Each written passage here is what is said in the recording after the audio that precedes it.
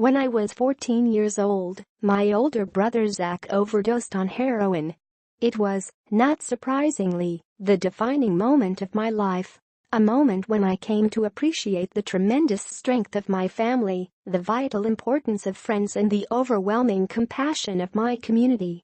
11 years later, the opioid crisis still feels visceral and raw. I watched my mentor and friends suffer through addiction. I cried endless tears after my time with him was forced into memory, and I'm reminded of him every time I meet new families suffering through the same. I know too well Zach's struggle, and the heartbreak of my family is not unique. In 2006, the year he died, 34,424 others died from an overdose as well. Last year, that agonizing statistic grew to over 64,000.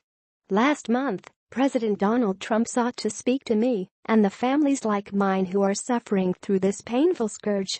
In declaring the opioid epidemic a public health emergency, the president detailed the shocking statistics of a nationwide problem and rightly affirmed the role of the federal government in a response. But the meager actions his administration are now taking are not even close to enough. His rhetoric without resources offers the promise of a solution without the specifics to get the job done. His mere loosening of regulations, increasing states' flexibility with funds, and unveiling of a TV ad campaign are feigned steps forward, devoid of the leadership and responsibility necessary to make progress against a growing national tragedy.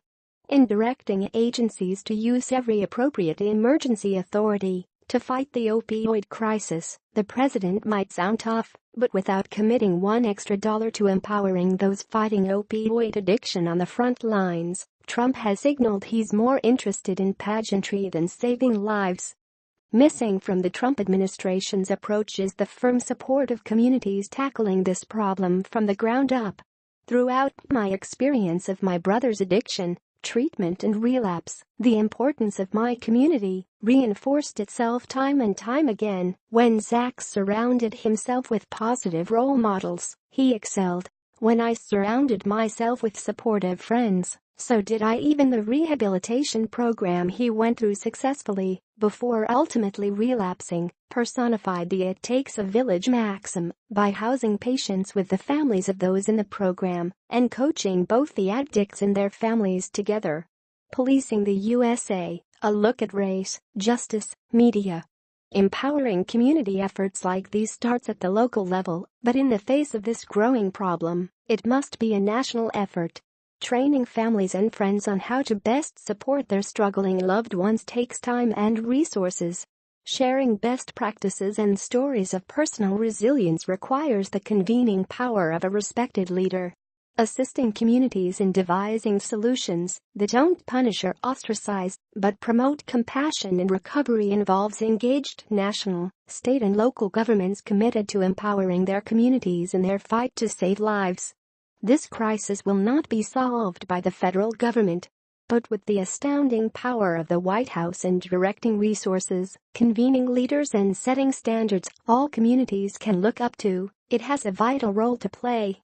If you have the privilege to occupy the Oval Office and the foresight to declare something a national emergency, then you better do something serious about it by offering tangible solutions. I would give anything to spend one more day with my older brother, anything to have even an argument with Zach one more time.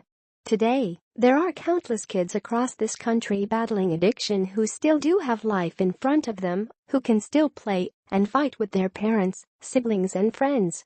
Their addiction to and death from drugs is not inevitable, and there are tremendous people and programs across this country who are already doing great work to save their lives. If the White House takes this problem seriously, it will move past the empty rhetoric and meaningfully join our communities in this vital fight. Connor Goddard was born and raised in Royal Oak, Michigan. He is the former assistant director of the Global Resilience Institute and is currently pursuing a master's degree in international relations at Georgetown University.